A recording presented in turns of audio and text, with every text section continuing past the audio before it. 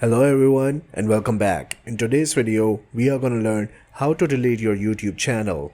Open the YouTube app. Now tap on the profile icon at the top right. Now go to your channel. Now tap on the three dots at the top right. Now go to help and feedback.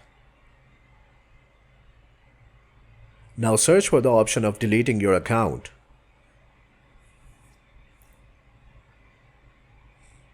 Once you have found the option, click on it.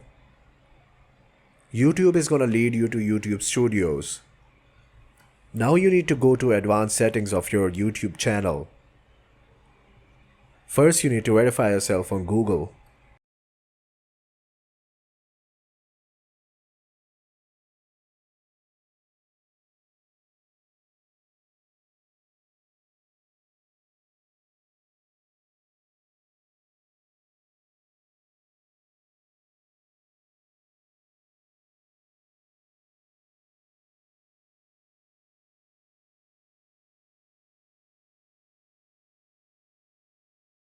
And here you can see the option of deleting your account. Subscribe to the channel for more informative videos like this.